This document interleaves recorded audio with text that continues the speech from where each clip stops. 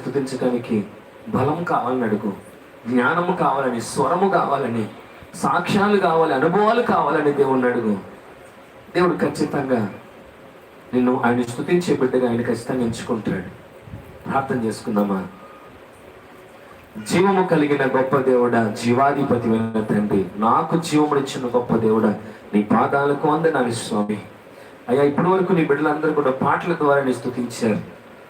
అద్భుతమైన పాటలు, ఎంతో అర్థము పరమార్థము కలిగిన పాటలు, నిన్ను స్తుతించుటకు మాటలు చాలని పాటలు, ఎన్నో విధాలుగా నా ప్రభు నీ బిడ్డలు అయ్యా వచ్చిరాని స్వరాలతో, వచ్చిరాని పాటలతో, అయ్యా వారి యొక్క స్వరము బాగున్నా బాగోకపోయినా కానీ నీ సన్నిధిలో నిలబడి ప్రభువా నేను స్తుతించారు.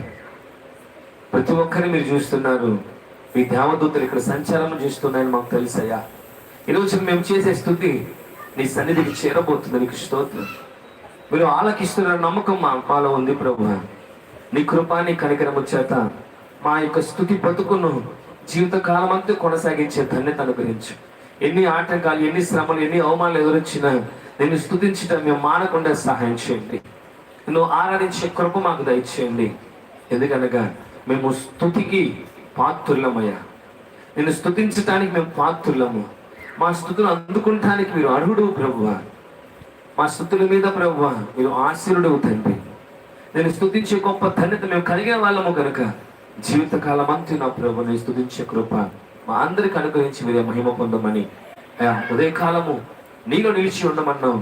మరి ఈ సాయంకాలం కూడా ప్రభువా నీ చిత్తం ఏమైనదో అది మాకు తెలియపరిచి మమ్మల్ని దీవించి ఆశీర్వదించమని నా ప్రభు అయిన మీ ప్రియకుమారుడైన యేసుక్రీస్తు నామం పేరిట అడిగి వేడుకుంటున్నాను పరమ తండ్రి. ఆమేన్, ఆమేన్, ఆమేన్. హల్లెలూయా, హల్లెలూయా. దయచేసి అందరూ లేచి నిలబడదాం. కీర్తన గ్రంథం 72వ కీర్తన. సిస్టర్స్ ఎవరు చదువుతారమ్మా? దేవుని ధన్యత ఎవరికైనా కావాలంటే దయచేసి రావచ్చు.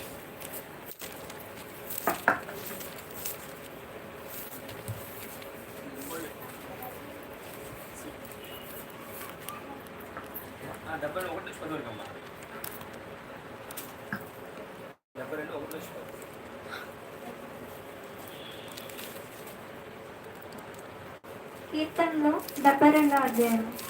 దేవా, రాజులకు నీ న్యాయ విధులను, రాజకుమారునికి నీ నీతిని తెలియజేయము. నీతిని బట్టి నీ ప్రజలకును, న్యాయ విధులను బట్టి శ్రమ నొందిన నీ వారికి అతడు న్యాయము తీర్చును. నీతిని బట్టి పర్వతములను, చిన్న కొండలను ప్రజలకు నెమ్మది పుట్టించును. ప్రజలలో శ్రమనందు వారికి అతడు న్యాయము తీర్చును. బీదల పిల్లలను రక్షించి బాధపెట్టు వారిని నలగగొట్టును. సూర్యుడు నిలిచినంత కాలము, చంద్రుడు నిలిచినంత కాలము తరములన్నిటను జనులు నీ యందు భయభక్తులు కలిగి ఉందురు. గడ్డి కోసిన వీటి మీద కురియు వానవలెను, భూమిని తడుపు మంచి వర్షము వలెను అతడు విజయము చేయును. అతని దినములలో నీతిమంతులు వర్ధిల్లుదురు. చంద్రుడు లేకపోవు వరకు క్షేమాభివృద్ధి కలుగును. అరణ్యవాసులు అతనికి లోబడుదురు. అతని శత్రువులు మన్ను నాకెదరు.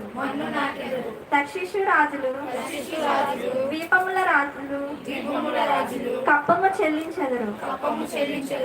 షేబా రాజులను కానుకలు తీసుకొని వచ్చెదరు. ఈ చిన్ని వాక్యం దేవుడు దీవించును గాక. దేవునికి మహిమ కలుగును. దయచేసి అందరం కూర్చున్నాం.